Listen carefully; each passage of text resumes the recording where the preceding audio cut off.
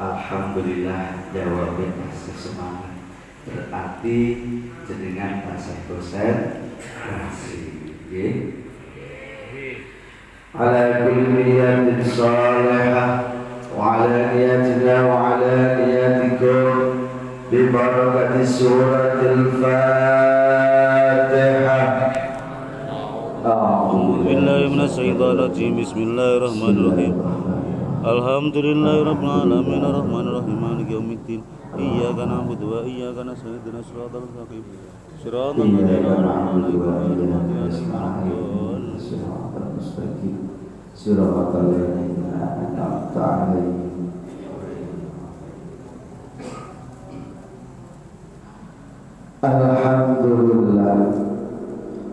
Alhamdulillahilladzi asra bi'abdihi lailan minal masjidil haram ilal masjidil aqsa.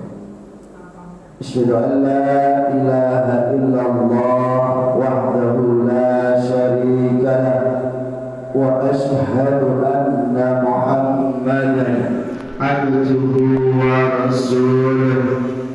Allahumma salli wa sallim ala sayyidina wa maulana Muhammad wa ala alihi wa ashabihi ulil manakib wal ahlam. Salatan wa salaman daimaini mutalazimaini ma damatil ayyam. Qala Nabi sallallahu alaihi wa alihi wa sallam, as-salatu 'imaduddin, faman aqamaha waqad aqamaddin, faman tarakaha faqad hadamaddin. Wa qala Nabi sallallahu alaihi wa alihi wa sallam, awwalul hisab 'ala al-'abdi yawmal qiyamah hiya as-shalah. Amma ba'du. Yang kami muliakan para alim, para ulama, para kiai, para ustaz. Di sini banyak ibu nggih, para ustaznya. Kakak mau boten niki? Kiai niki kathah nggih. Alhamdulillah, nak kathah niku insyaallah masjid wargane tambah bertambah. Wabil khusus dumateng Romo Kiai Sabren Jamil selaku ketua takmir Masjid Pancasila. Maka Allah ulumahu wa ajala umrahu. Semoga Allah senantiasa memberikan keberkahan ilmu beliau sehingga mampu untuk mengayomi warganya, dan semoga Allah memberikan umur yang panjang dan juga umur yang berkah. Yang terhormat pejabat setempat, Bapak RT Rawuh, boten niki Pak RT? Rawuh. Alhamdulillah. Bapak RW Rawuh. Lurai Rawuh namanya. Pak Rektor akeh. Alhamdulillah. Yang kami hormati para jamaah hadirin hadirat rahimakumullah. Alhamdulillah wa syukurillah. Pada kesempatan yang berbahagia ini, mari kita bersama-sama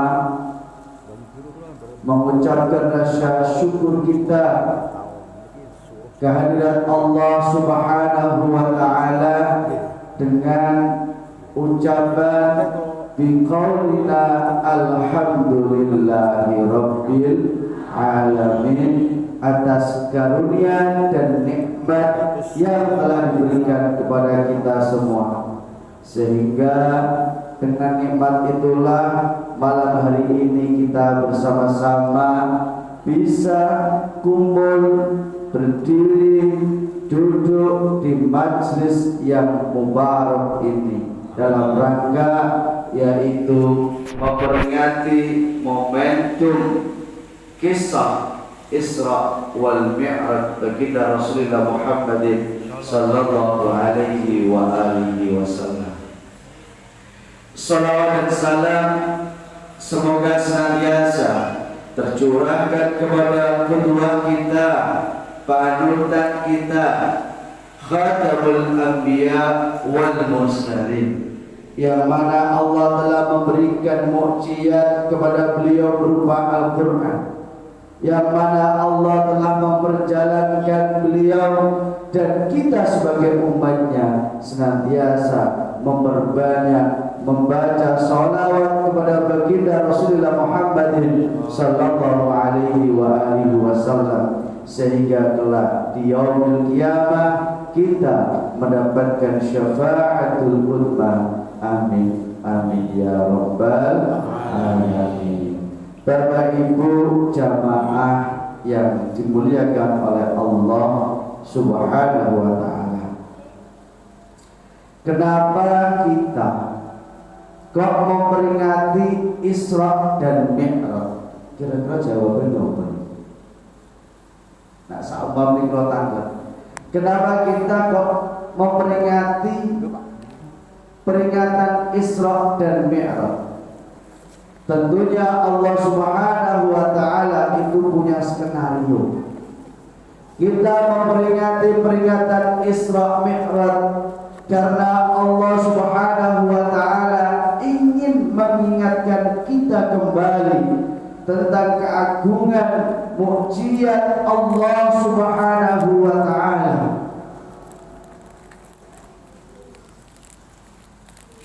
Lillahi ma fis samawati wal ardh.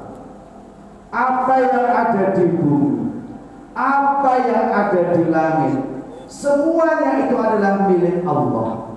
Kalau sesuatu itu milik Allah, berarti ya terserah Gusti Allah. Allah ingin menjadikan yang jauh jadi dekat, itu terserah Allah. Allah ingin menjadikan yang berat jadi ringan, itu juga terserah Allah. Allah ingin menjadikan jenengan yang kaya jadi miskin, itu terserah Allah. Karena Allah punya mujizat, punya keagungan. Jadi memperingati Isra Mi'raj ini karena supaya kita itu mengingat kembali keagungan Allah Subhanahu wa taala. Makanya gak heran ketika peristiwa Isra dan Mi'raj, yang mana ketika dilogika dengan akal, itu akal gak akan bisa menerima. Oleh karena itu, dengan firman Allah lillahi ma fis samawati wal ardh tadi, maka itu bisa dipatahkan. Kalau yang mempunyai tentunya itu bebas. Contoh, jenengan punya rumah, terserah jenengan. Rumah itu mau dikontrakan, bebas. Rumah itu mau dijual juga bebas. Karena yang punya siapa? Jenengan kan? Maka ketika Allah itu tujuannya untuk mengagungkan, mengingatkan tentang keagungan mukjizat Allah, maka sesuatu hal yang sulit akan menjadi mudah. Sesuatu hal yang jauh itu akan bisa menjadi dekat. Sesuatu yang besar akan bisa menjadi kecil. Oleh karena itu, dalam firman Allah Subhanahu wa taala, inna ma'al usri yusra. Sesuatu yang mungkin ketika kita diuji oleh Allah, pasti di situ sesuatu hal yang berat menjadi ringan, sesuatu hal yang besar akan bisa menjadi kecil, sesuatu yang jauh akan bisa menjadi dekat. Karena apa? Dengan keberadaan inna ma'al usri yusra, sesuatu hal yang sulit di situ pasti disertai dengan kemudahan. Oleh karena itu, peristiwa Isra dan Mi'raj inilah Allah Subhanahu wa taala itu sebenarnya merasa sedih. Amul hazan, merasa sedih karena melihat orang yang disayangi, orang yang dikasihi baginda Rasulullah Muhammad sallallahu alaihi wasallam dalam keadaan sedih. Maka ketika Nabi Muhammad sallallahu alaihi wasallam dalam keadaan sedih, Nabi pernah matur. Nabi matur kepada Allah, ya Allah, ya Rabb, kenapa Engkau jadikan hidup kami penuh dengan cobaan? Engkau jadikan hidup kami penuh dengan rintangan, ya Rabb. Jika pengaduanku ini tidak memberikan hasil, maka apa saya salah, ya Allah? Engkau menghidupkan kami semenjak kecil, saya sudah ditinggal orang tua, ya Rabb. Jadi Rasulullah ketika dalam kandungan ibunya, orang tuanya sudah tidak ada. Ketika baru lahir umur 6 bulan, bahkan sampai umur 3 sampai 6 tahun, ibunya meninggal. Kemudian diasuh oleh kakeknya Abdul Muthalib sampai umur 12 tahun, diajari oleh kakeknya meninggal. Diminta oleh Allah Subhanahu wa taala. Kemudian didampingi oleh pamannya yang membela Rasulullah dalam berjuang menegakkan agama Allah Subhanahu wa taala, juga diminta oleh Allah. Lagi senang-senangnya ada yang memperhatikan, ada yang dijadikan tempat sandaran, yaitu istri tercinta Khadijah, juga diminta oleh Allah Subhanahu wa taala.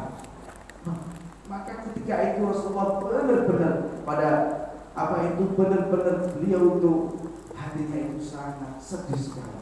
Makanya dalam Tarikh Siratul Nabawiyah dalam kitab Ainul Yakin itu dikatakan sebagai amul hazan. Sedih banget itu. Akhirnya apa?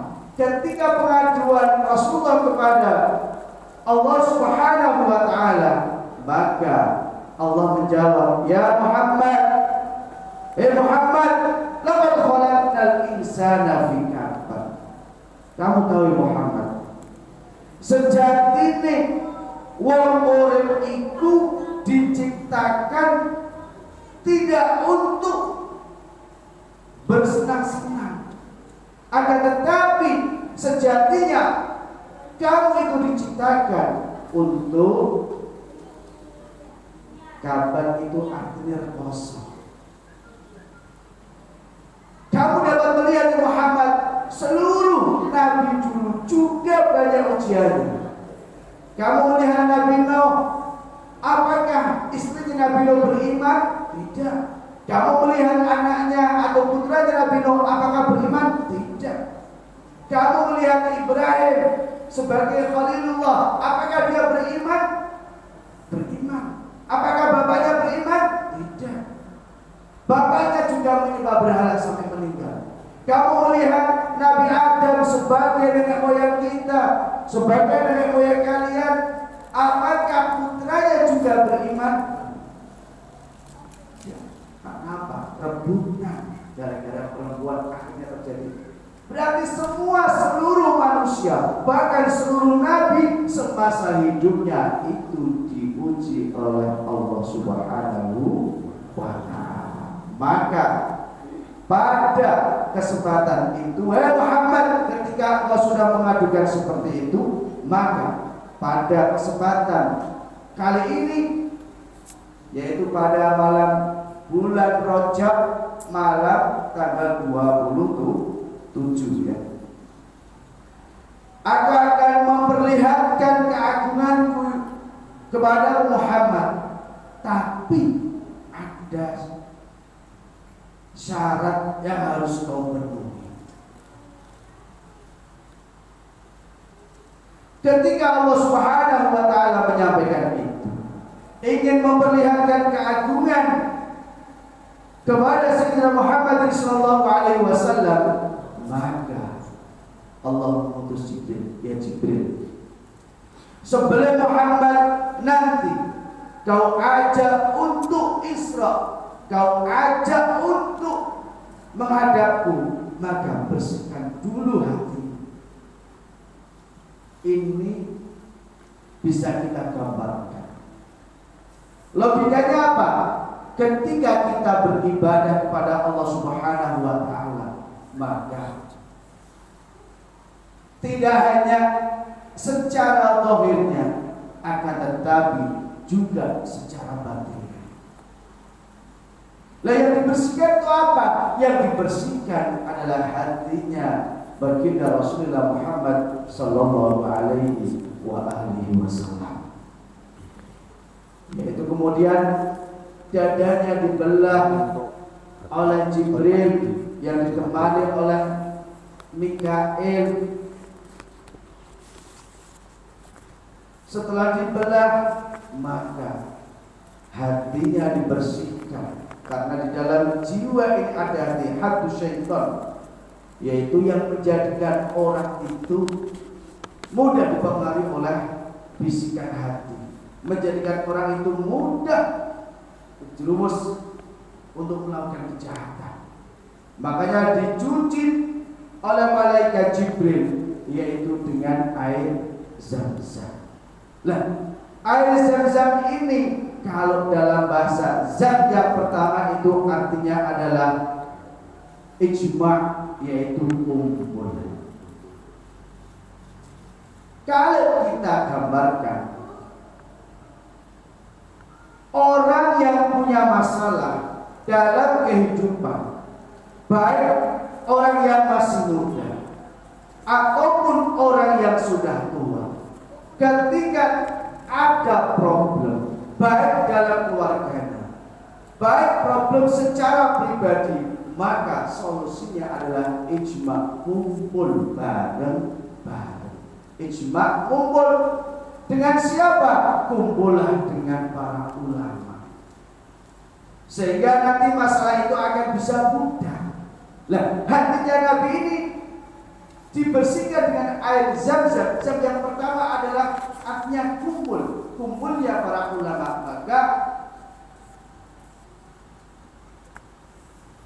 akan memecahkan suatu permasalahan apapun. Karena apa? Dibersihkan dengan suatu permasalahan yang sudah ada, akhirnya akan bisa menjadi bersih. Yang kedua yaitu yang artinya jernih. Kalau jernih, jenengan tahu, air yang jernih itu kalau dikasih warna, dia akan berubah warnanya. Dikasih susu, maka dia akan menjadi putih. Dikasih teh, maka dia warnanya akan berubah teh. Dikasih kopi, maka akan berubah menjadi kopi. Maka ketika hati itu dibersihkan dengan air Zam-Zam, secara otomatis hati syaitan sudah dibuang, semuanya sudah dihilangkan. Otomatis hati itu sudah bersih dari sifat-sifat, baik sifat takabur, sifat sombong, sifat iri, sifat malas, semuanya itu dibersihkan oleh malaikat Jibril yang ditemani oleh malaikat Israil. Setelah dibersihkan tadi, kemudian barulah diisi hati tersebut. Yang pertama yaitu diisi dengan ilmu. Yang pertama diisi dengan ilmu. Lah, orang yang punya ilmu, maka orang itu akan tahu mana yang benar, mana yang salah, mana yang hak, mana yang batil. Orang yang punya ilmu akan bisa membedakan mana yang baik, mana yang buruk. Oh, ini salah. Itu sebab ilmu. Karena dengan ilmu itulah Rasulullah itu akhirnya tahu segalanya. Maka kita sebagai umatnya, ketika kita hidup di dunia ini, yang menjadi patokan utama adalah ilmu. Termasuk dari jenengan ketika punya anak, bekalilah anak itu ilmu. Jangan kau bekali anak itu hanya harta. Kalau harta, pasti harta itu akan habis. Akan tetapi ketika anak kita bekali dengan ilmu, tentunya anak itu ketika sudah dewasa dan sudah berkeluarga, dia akan bisa mencari nafkah dengan sendirinya. Karena dengan ilmu dia bisa mencari rezeki. Tapi kalau kita bekali dengan harta, itu akan habis. Makanya beruntung sekali orang yang punya ilmu, sehingga setiap apapun yang ia kerjakan mampu mengangkat derajat dirinya, mampu mengangkat derajat keluarganya. Sebagaimana kalau di dalam hadis ataupun di dalam Al-Quran, yarfa'illahu alladhina amanu minkum walladhina utul ilma darajat. Ini jelas Allah akan mengangkat derajatnya orang yang beriman dan orang yang berilmu. Dan dengan ilmu itulah orang hidup di dunia pasti butuh dengan yang namanya ilmu. Maka dia belajar ilmu dunia. Orang yang pengen hidup di akhirat kekal, pengen hidup di akhirat bisa melihat Allah Subhanahu wa taala, ya dengan ilmu. Makanya wa man aradal akhirah fa'alaihi bil ilmi. Wa man aradahuma, ketika kita menghendaki tahu kedua-duanya baik di dunia maupun di akhirat, wa man aradahuma fa'alaihi bil ilmi. Maka setelah dibilang tadi, yang diletakkan di dalam hati Rasulullah yang pertama adalah ilmu. Jadi jenengan dua anak gak usah khawatir. Yang paling penting anak diarahkan, dididik sampai ibaratnya anak itu diseneng kesik. Ojo ngenteni engko nek wis gedhe tak senenge ojo. Mumpung isih cilik anak disenengi, dituruti kemauan, diarahkan supaya anak itu nanti menjadi anak yang cinta terhadap ilmu. Kalau anak itu diarahkan, insya Allah anak itu akan menjadi anak yang berbakti, yang mampu mendoakan kepada kedua orang tua. Urun apa bahasa kenapa jenengan? Urun. Itu yang pertama. Yang kedua, setelah diisi ilmu, kemudian diisi dengan iman. Dengan kertas arti iman itu nopo. Percaya. Nah, ning hadis niku kathah itu. Antu'minu billahi wa malaikatihi wa kutubihi wa rusulihi wa bil yaumil akhir wa bil qadari syarrihi. Iku ning hadis. Tapi dalam akidah yang namanya iman huwa tasdiqun bil qalbi wa aqraru bil lisan wa amalun bil arkan. Yang namanya iman itu membenarkan dengan hati, mengucapkan dengan lisan, melakukan dengan anggota badan. Lah contohnya piye? Contohnya gampang. Nah ana wong ngomongi genah apik, tapi prilakune kok durung apik, berarti urung pas iman. Karena yang namanya iman antara perilaku dan ucapan itu satu paket. Dan iso iman itu antara ucapan dan perilaku, bahkan hati yang membenarkan itu dipisah-pisah, nggak bisa. Itu jadi satu paket. Kalau ada orang, wah yang paling tinggi badannya, tapi kelakuannya nggak baik.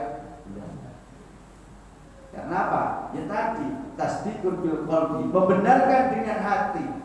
Benar kalau dia orangnya baik. Wa aqraru bil lisan, berarti ucapannya juga baik. Wa amalun bil arkan, berarti juga perbuatannya baik.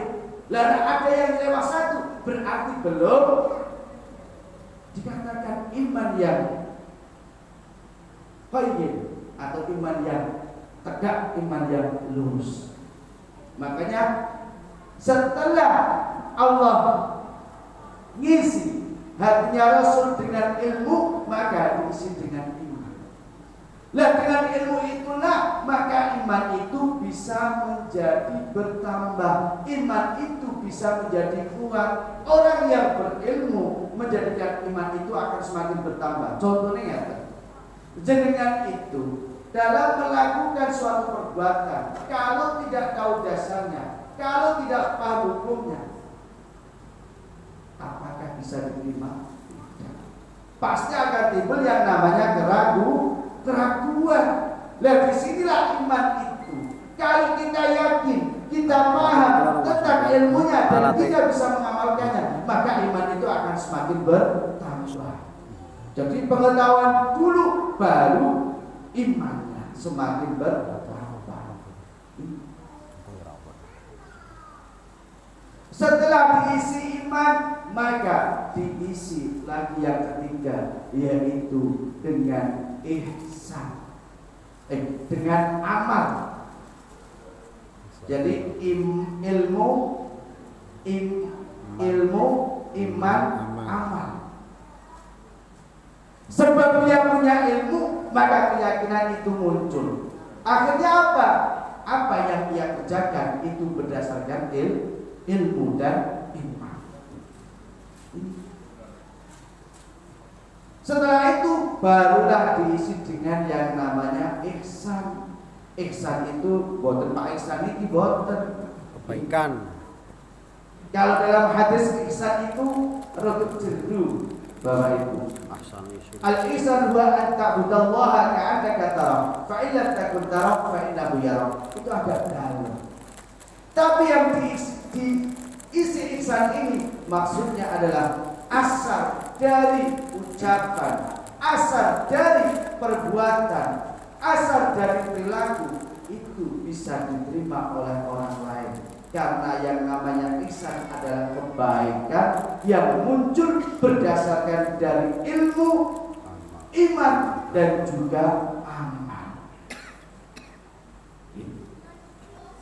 Setelah itu barulah Rasulullah diisi dengan sifat al-hilm, yaitu sifat malu.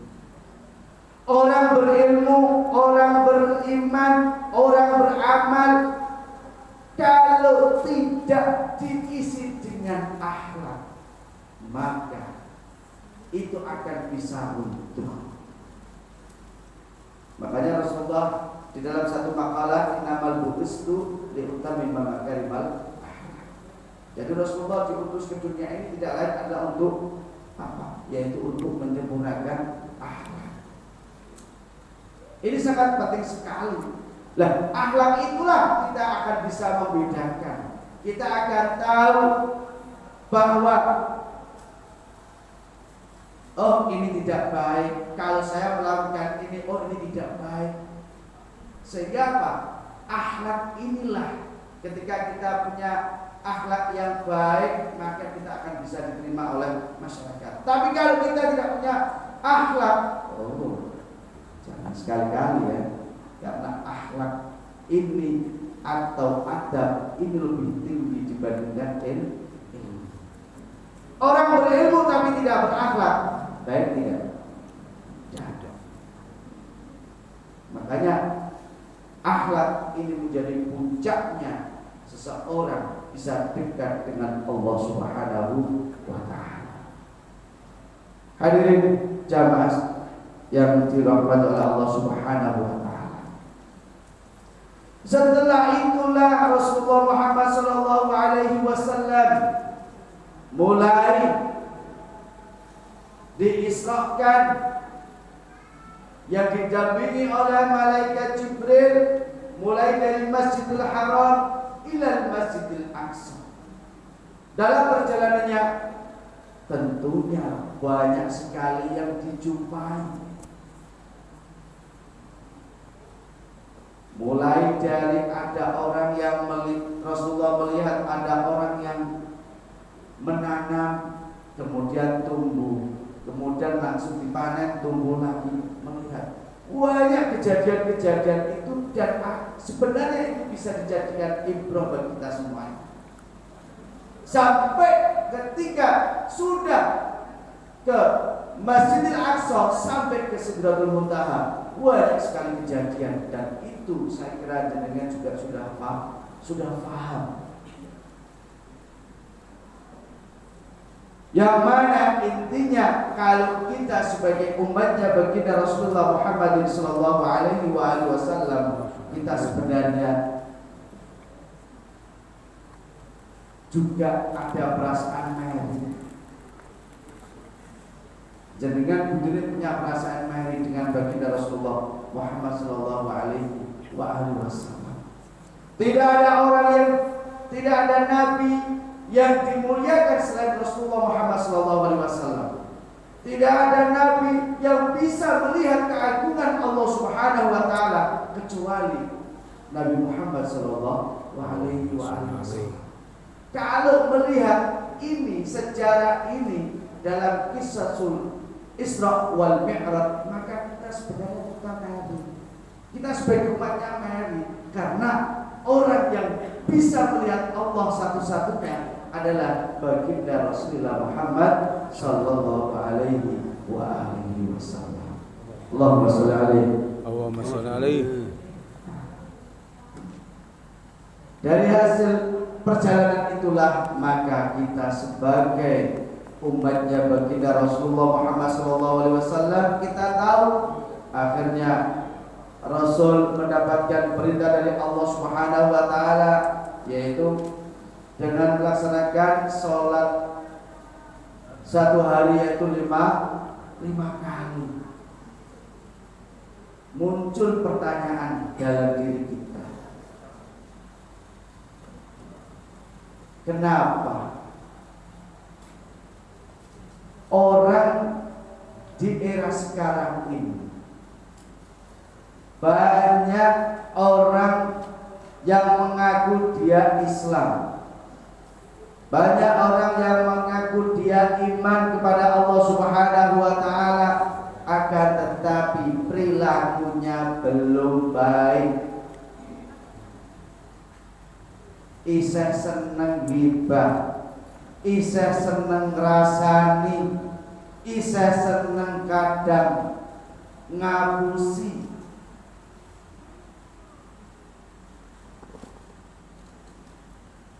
Karena sumbernya adalah tadi perintah Allah Subhanahu wa taala, salat 5 waktu yang dijalankan berarti belum dilakukan secara sempurna.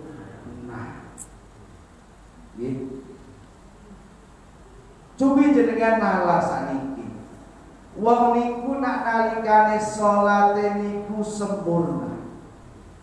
Niki nak cara Pak Ihsan mesti dijabarno ana ning kitab Maidatul Mukminin mesti. Wong salat sing iso sempurna, wong salat sing iso khusyuk sing piye? Sehingga dari salat itu sendiri akan bisa memberikan asar, akan bisa memberikan pengaruh dampak positif kepada orang yang melakukannya. Makanya sholat,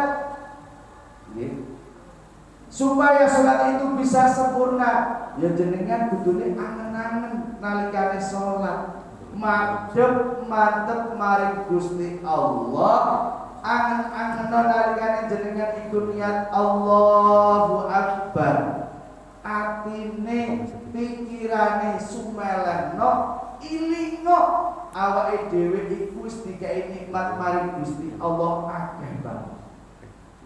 Dikai nikmat mata, dikasih nikmat mulut, dikasih nikmat telinga, dikasih nikmat seluruh anggota tubuh ini. Kita juga dikasih nikmat oleh Allah, yaitu masih diberikan kesempatan hidup di dunia ini. Karena apa? Ketika kita sholat kadang, ketika dengan Allahu Akbar, ini pikiran masalah. Contohnya ibu-ibu ini, ketika Allahu Akbar, kadang sing pilingan masa aku mau gak opo ya. Kadang ketulanan HP Allahu Akbar, aduh aku lagi di anak, iku wis bales nek.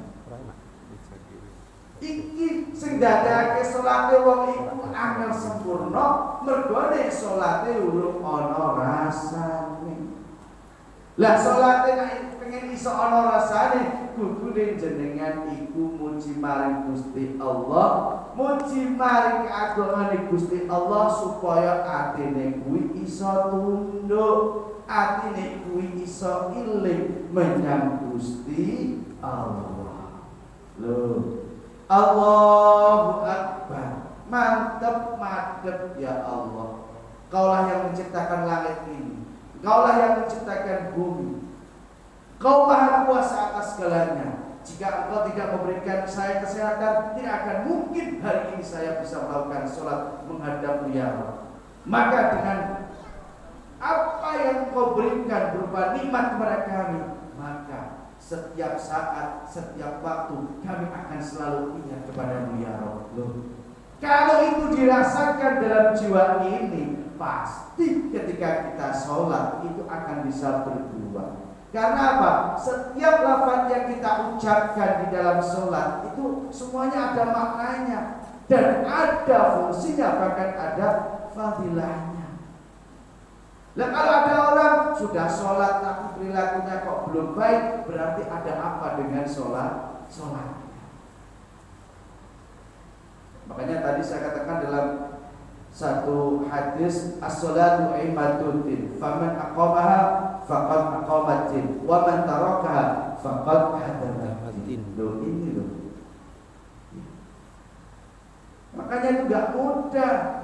Oleh karena itu Allah Subhanahu wa taala juga telah menyindir kita di dalam satu ayatnya, yaitu inna sholata tanha 'anil fahsya wal munkar. Jelas itu. Kalau ada orang sholatnya urung bener, ya kabeh nanti orang jadi bener. Karena kuncinya adalah di sholatnya. Sehingga Allah Subhanahu wa taala ketika memerintahkan kepada Nabi Muhammad SAW yang langsung oleh Allah, ya sholat. Karena yang lain selain sholat itu diwakilkan oleh Jibril. Berarti sholat ini sangat istimewa. Makanya idza saluhat sa'ir amalihi, wa idza fasadat sa'ir amalihi. Loh, nak salatnya apik, maka seluruh amal itu akan bisa baik. Tapi ketika salatnya enggak baik, maka seluruhnya juga akan tidak baik. Maka momentum di Isra Mi'raj ini jadikanlah kita untuk introspeksi. Jadikanlah ini pembelajaran kita bagaimana Rasulullah Muhammad sallallahu alaihi wasallam dalam menerima perintah dan apa yang didapat oleh baginda Rasul, yang disampaikan oleh baginda Rasul, jadikanlah ibrah dan jadikanlah cermin untuk kita semuanya. Sehingga apa? Sehingga ketika kita hidup di dunia ini, ketika kita ingin menjadi orang yang sa'idun fi dunya wa sa'idun fil akhirah, orang yang ingin beruntung di dunia dan juga orang yang beruntung di akhirat, maka momentum peristiwa Isra Mi'raj ini ada bisa kita jadikan pembelajaran untuk kita semua.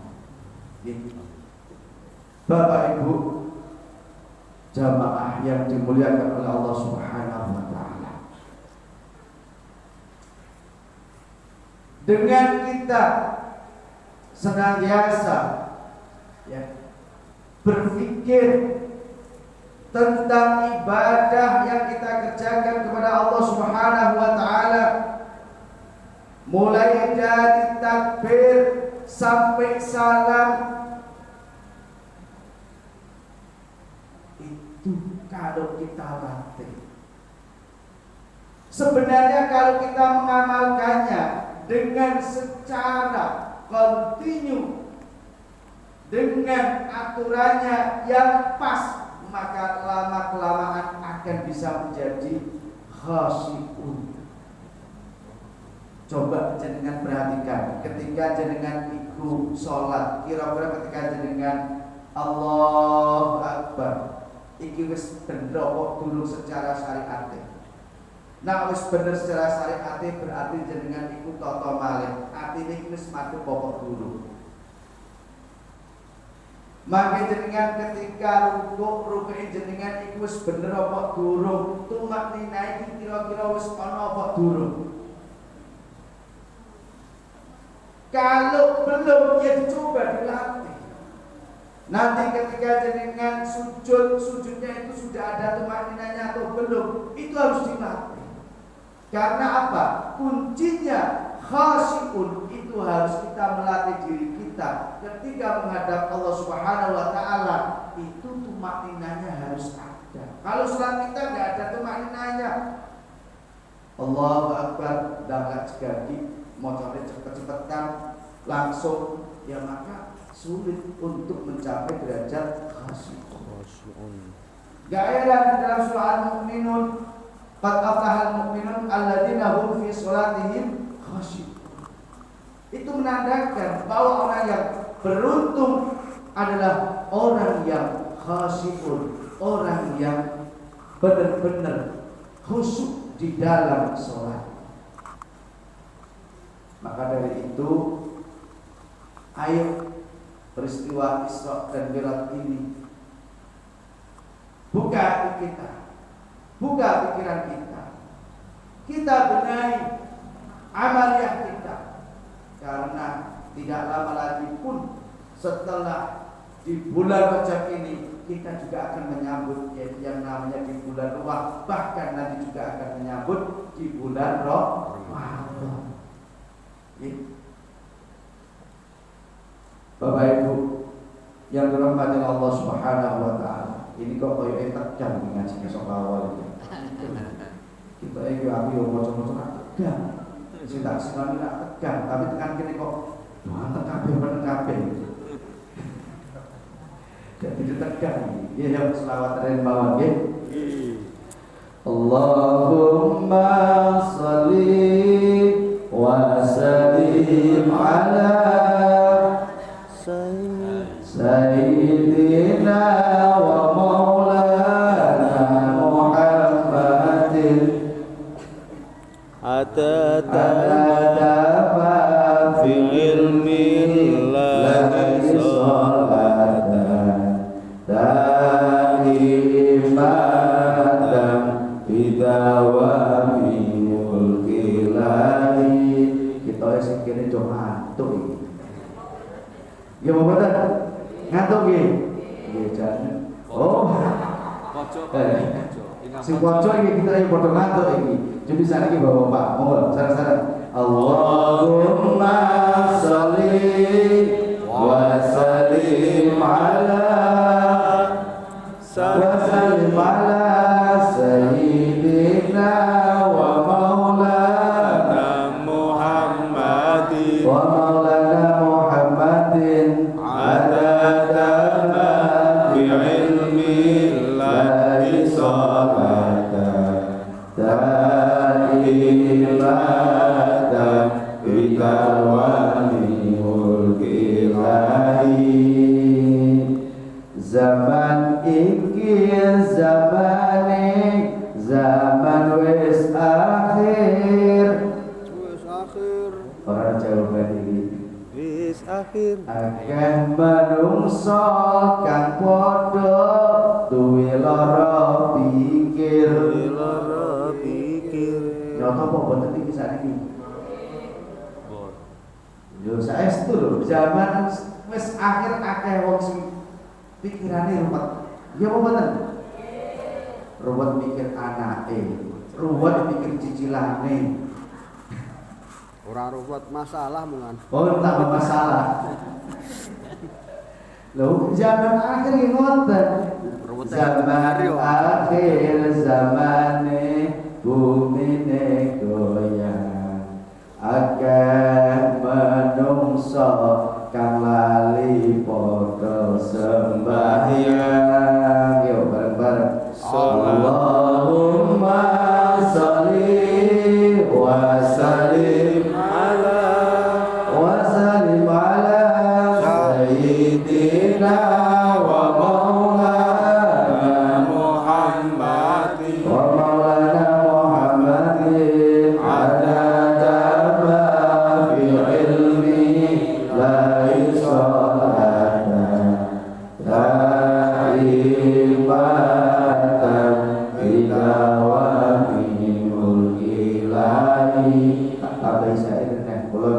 ngarang dhewe saiki. Zaman akhir zaman apa mau lagi lho? Lara pikir.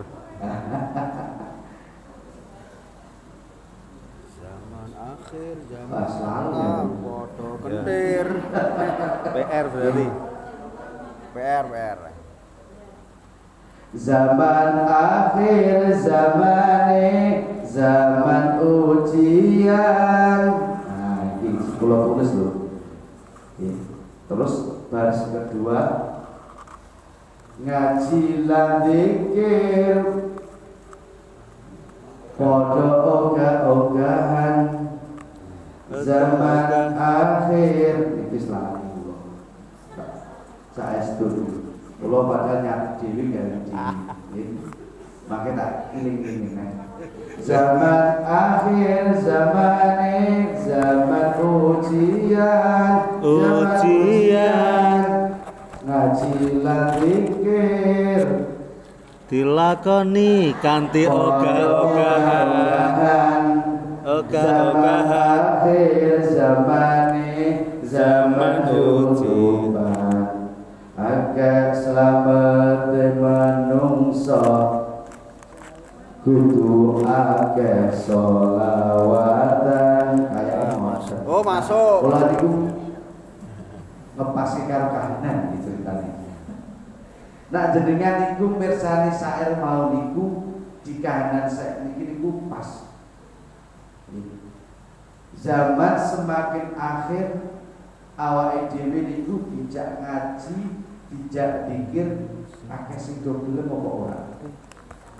Nah, dijawab kira-kira do gelem apa ora? Gelem iki pasti kene. Tapi nek diumumke kok masjid, ayo do ngaji, maka apa ora? Alhamdulillah, Mas. Contoh niki lho. Oh, rasa-rasa. Berarti apa wae nyekeli HP. Karena apa? Deleng ning HP yo mau kuwi zaman akhir, zamane wong dulu YouTubean. Padahal selamat manungsa iku mergo akeh maca sholat.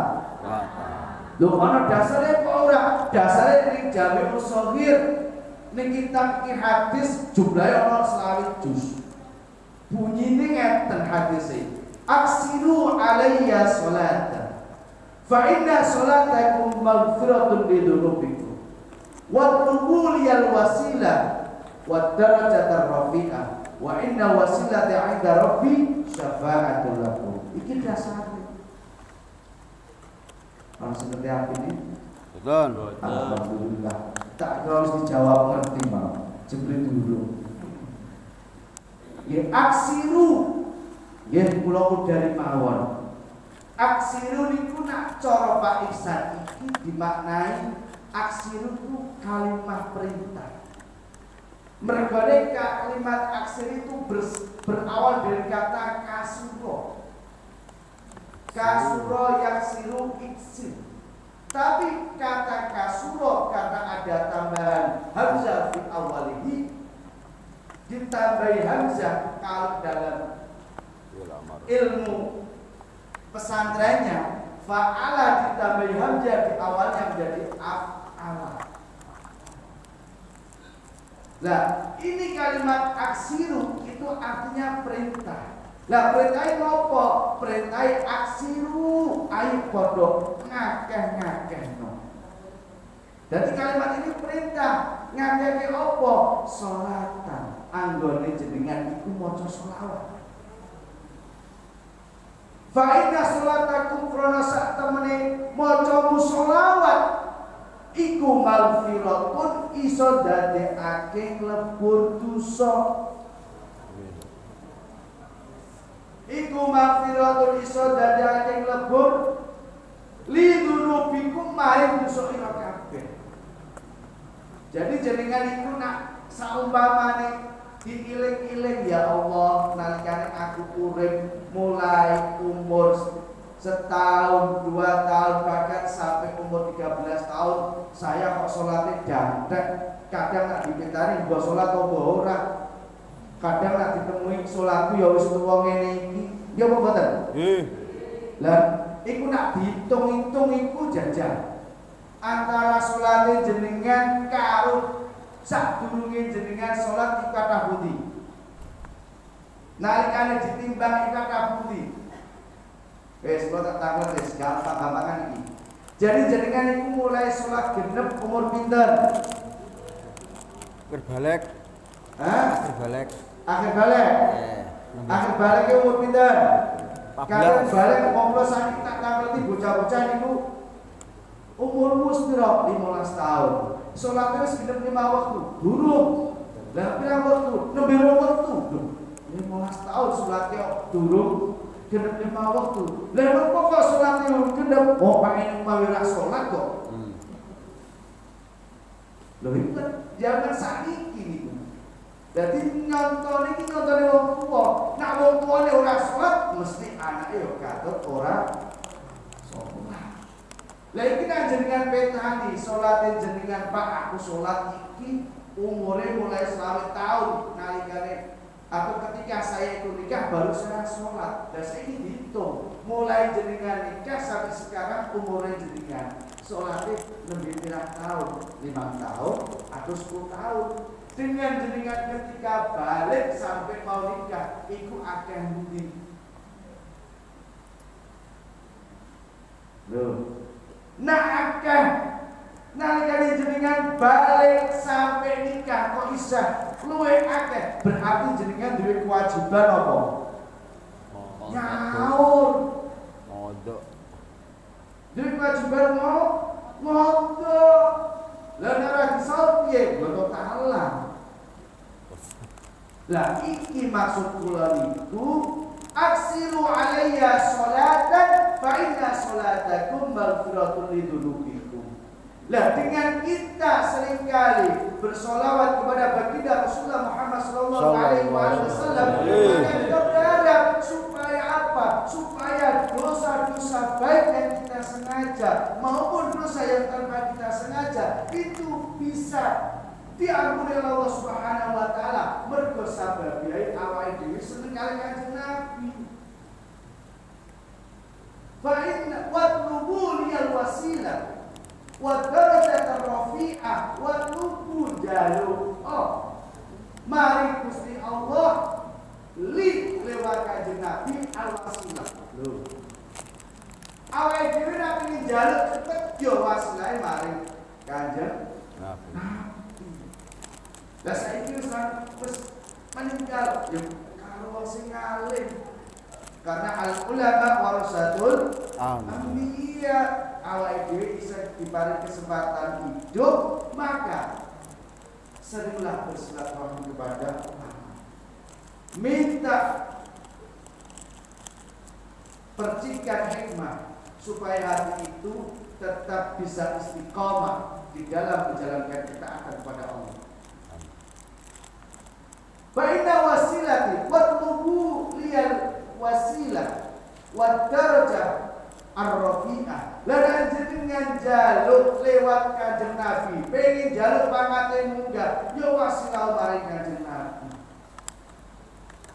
Wa inna wasilata 'inda rabbi syafa'atun.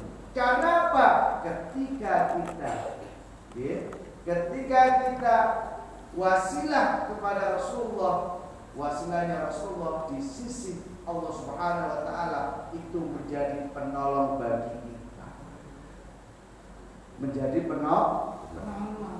Maka syafa'atul lakum menjadi penolong. Loh. Iki. Makanya banyak sekali kalau kita membaca cerita di dalam hikayat atau membaca kisah dalam kitab itu sababiah orang itu. Katakanlah kita tahu di era sekarang ini banyak mungkin dari jamaah yang itu tanpa kita sadari kadang kita itu hutang gitu. Gitu? Nah, jenengan hutang itu kira-kira nyawa iki ana bungane apa mboten? Bot. Ndak mboten. Utangnya harus dulur kok, Bos. Oh, sedulur. Nah, Utangnya sedulur. karena bungane. Makanya dalam satu kisah itu ada seorang laki-laki. Ini dalam kitab Syadul Ibad. Dua kisah di dalam kitab itu menceritakan tentang keutamaan sholawat. Yang pertama adalah kisah seorang laki-laki ketika haji bersama ayahnya, yang mana dalam perjalanannya itu ayahnya tiba-tiba kena penyakit angin jujur kalau bahasanya orang sekarang. Akhirnya ayahnya itu meninggal. Lah ketika ayahnya meninggal, wajahnya berubah dari apa? Dari keledai. Ada satu makalah juga mengatakan wakila dia berubah itu menjadi seperti bayi. Akhirnya apa? Rajulun ini itu menangis. Ya Allah, kenapa ayah saya meninggal wajahnya itu berubah? Nangis terus, akhirnya dia kesel, nangis terus babas turun. Nah, dalam hidupnya itu dia melihat ada seorang laki-laki yang sangat tampan sekali. Laki-laki tadi itu, ya, karena Rasul ini melihat laki-laki yang tampan tadi, kan wisopo, man anta. Jawabnya laki-laki tampan, ana Muhammad Rasulullah Muhammad SAW. Aku itu Muhammad, ya Allah, ya. Dalam mimpinya ini setengah sadar jiwa. Muhammad, ada apa ya Rasul? Sampai engkau mendatangi ayah saya yang dalam kondisi meninggal ini. Ternyata Rasulullah itu menjawab, saya dikasih tahu oleh Jibril bahwa ada umatku yang setiap malam sebelum dia tidur masih menyempatkan membaca sholawat 100 kali. Dan orang itu meninggal. Saya tahu ayah kamu adalah orang yang suka memakan riba. Orang yang suka memakan riba, maka ketika dia mati wajahnya berubah. Nah, ketika Jibril ini menyampaikan kepada saya, maka saya minta kepada Allah, ya Rabb,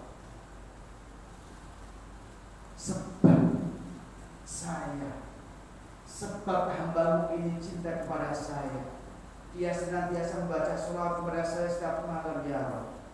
Dengan berkah sholawat tadi itu, maka tiba-tiba rajulun ini, anaknya tadi itu bangun.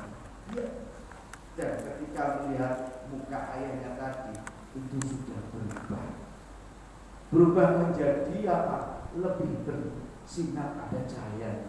Yang awalnya wajahnya itu berubah seperti keledai, wajahnya berubah kayak seperti babi. Tapi karena apa? Dia mendapatkan barokah sholawat yang ia baca setiap malam 100 kali sebelum tidur. Akhirnya dimintakan ampunan oleh Rasulullah langsung kepada Allah. Itu berkat sholawat. Yang satu lagi dalam kisah itu ada 2 anak. Jadi ada orang tua itu punya 2 anak laki-laki semuanya. Orang tuanya meninggal karena orang tuanya itu kaya raya, dan orang tuanya juga punya rambutnya Rasulullah Muhammad SAW. Ketika hartanya itu dibagi, karena ini waris, hartanya kono ini, hartanya dibagi kamu sekian, tapi masih ada tinggalan, yaitu rambutnya Rasulullah itu dilalai. Kebetulan ada 3, satu tinggal 1. Kakaknya bilang, wahai adikku, bagaimana ketika rambutnya Rasulullah ini kita potong, nanti kita imbang 1/2. Tapi karena adiknya ini enggak mau, saya tidak mau rambutnya Rasulullah ini kamu potong. Dan terus bagaimana? Gini aja, harta yang kita bagi, yang ada di saya kasihkan kepada kamu semuanya. Tapi rambutnya Rasulullah yang kau pegang, berikan semuanya kepada saya.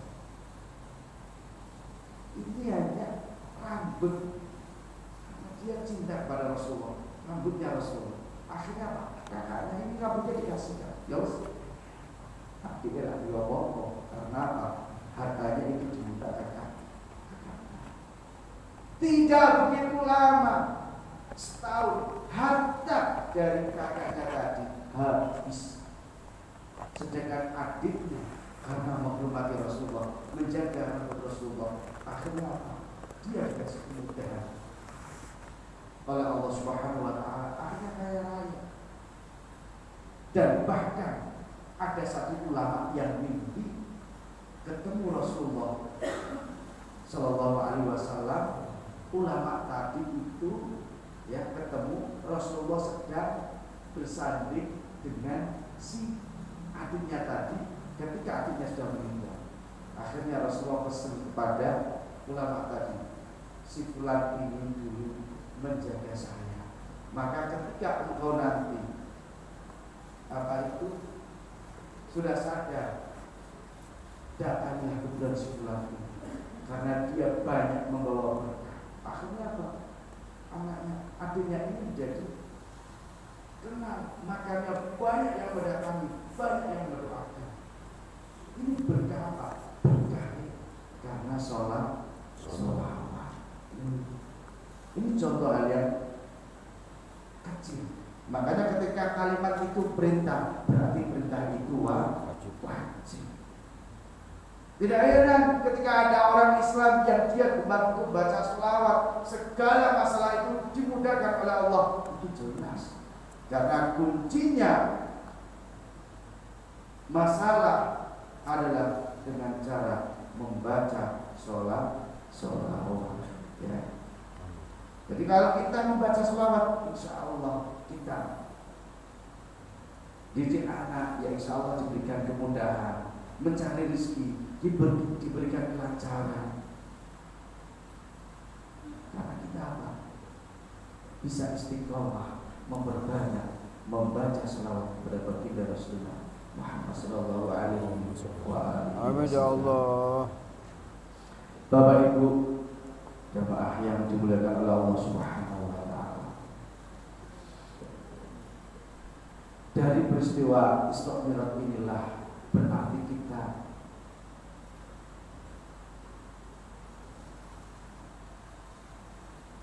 semakin kenal dengan Rasulullah.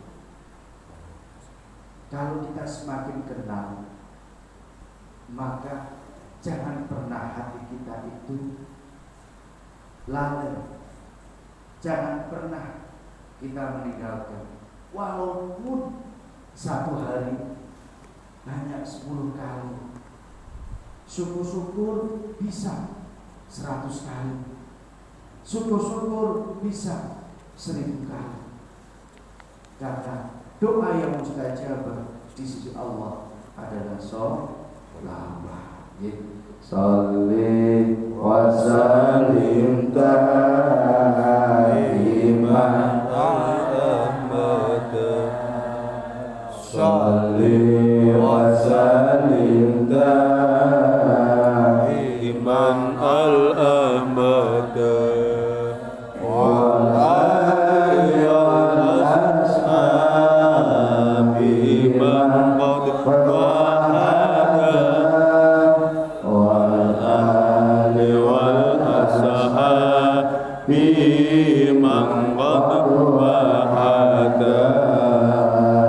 Tasik kuat apa wis ngantuk? Kula tak tanglep. Tasik kuat apa wis ngantuk? Oh, kuat ngantuk. Alhamdulillah. Kita syukuri wong kita itu dikasih nikmat oleh Allah. Lungguh yo duduk yo kuat. Ngantuk yo kuat, iku nikmat. Cobi jenengan saumpamine ora iso ngantuk, piye rasane? Ketap ketuk, diajak turu ora turu-turu, diajak ibadah hawane yo Nesu. ngantuk, tapi gurono ora gelem turu. Ya, akhirnya bingung. Maka itu perlu kita syukuri, ya. Kita syukuri karena nikmat ngantuk itu mahalaganya. Wong kula nek iso ngantuk niku yo bingung kok. Tapi nek iso ngantuk alhamdulillah. Yen nak ngaji akeh-akeh kula yakin jenengan iku pasti bakal kene engko yo utang-utang. Berbeda napa? Wong ngaji iku ning jero paham. Tapi nalikane jenengan metu ke masjid utawa metu ke majelis, mbok sekelingan apa mau? Apa nek ngajine wis masane masa tu. Ini kadang nomor terus lali, kadang ora. Nggih, lah niki. Jadi banyak sekali hikmah yang dapat kita ambil dari peristiwa Isra dan Mi'raj. Salah satu contohnya adalah jenengan nak kepengin derajate diangkat dening Allah Subhanahu wa taala, kepengin yo selamat kaya para ulama-ulama zaman dahulu setelah mereka memahami kisah tentang Isra dan Mi'raj, maka yang pertama adalah jangan engkau makan sesuatu yang belum tahu apakah itu halal atau haram. Zaman saiki nak ditelusuri golek nafkah iku yo sewu, golek rezeki iku kon secara apa jenenge golek halal zaman saiki iku angel. Kadang awake dhewe dikon ibadah iku angel, abot, males. Mergo napa? Sing mlebu iku tanda-tanda gede. Kadang tanpa kita sadari, oh kita makan, ternyata yang kita makan belum jelas ini statusnya, apakah itu halal atau haram. Maka ketika kita jumpai orang itu kok males, kita sindir. Ya. Orang kok males pengen ibadah, males pengen ngaji, males pengen makan doa, makan tekan masjid, belum males. Pengen maca Quran yang rumah, males. Yo berarti sing dimakan iki ya ora males. Sing dimakan kita ada yang gede. Halal am haram harus tahu dulu. Makanya rezeki itu kalau kita kasih baik, kita bekerja dengan baik, maka rezeki itu akan bermanfaat dengan baik. Ya, itu rezeki. Razaqof. Kata rezeki itu dari kata razaqof. Roh itu artinya riyadhah. Wong nak kepengin golek rezeki sing halal, rezeki sing berkah, wong nak kepengin golek ilmu sing manfaat, ilmu sing berkah, kudu yo wani riyadhah. Maksudnya riyadhah ki wani rekoso. Prihatin. Gelem prihatin. Lho iki padha jenengan golek ilmu supaya nek iso kenal Gusti Allah, yo kudu wani riyadhah, wani rekoso, kudu gelem tekan masjid. Kudu belum nekani antara masjid ini dengan masjid yang lain, majelis satu dengan majelis yang lain. Kudu jenengan kurang nekani, karena salah satu ilmu yang nanti akan bermanfaat kepada kita ya dengan cara riyadhah. Makanya kalau kita memahami kata apa itu asra bi abdihi laila minal masjidil haram ilal masjidil aqsa, kalau kita pakai dalam kehidupan kita ini sebagai hamba Allah, hamba yang fungsinya adalah untuk beribadah kepada Allah Subhanahu wa taala. Kita kaget begitu nopo ibadah antara masjid satu dengan masjid yang lain. Makanya di situ apa? Alladzi barakna haulahu. Nah, iso jenengan ibadah gerbeng ini masjid Pancasila, sesuk di masjid Al-Huda, sesuk di masjid di. Berarti lingkungan ini akan menjadi lingkungan yang berkah, lingkungan yang bisa memberikan kenyamanan, keamanan. Nah, salah satu ilmu kalau kita pengen mendapatkan ilmu yang berkah, ilmu yang manfaat, maka harus mendalami. Yang pertama adalah kata roh, yaitu yang artinya riyadhah.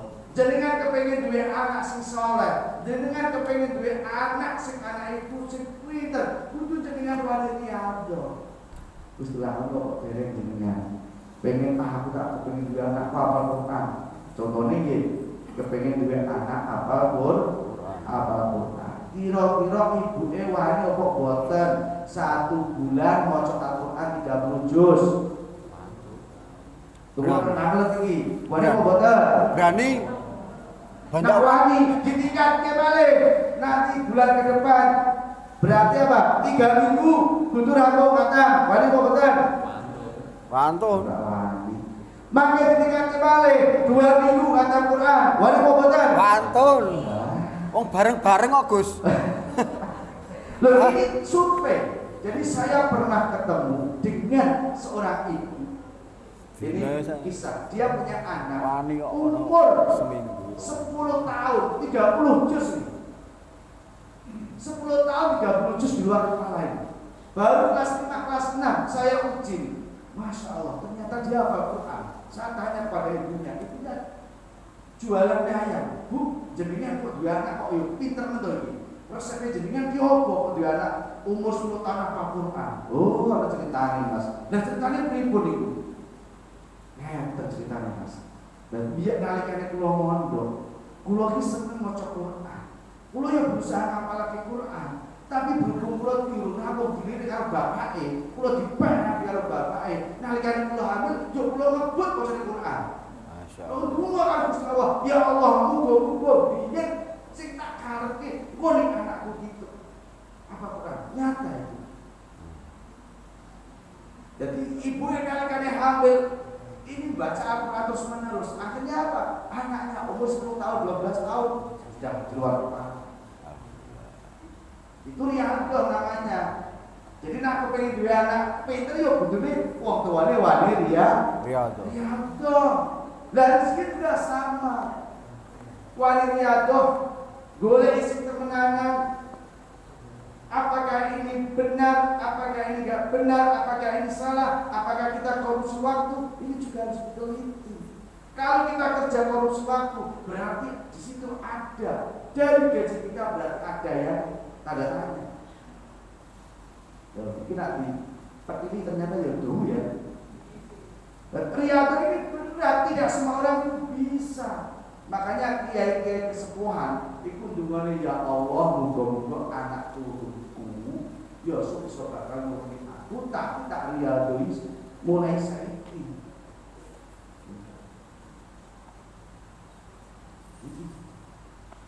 Roh terus za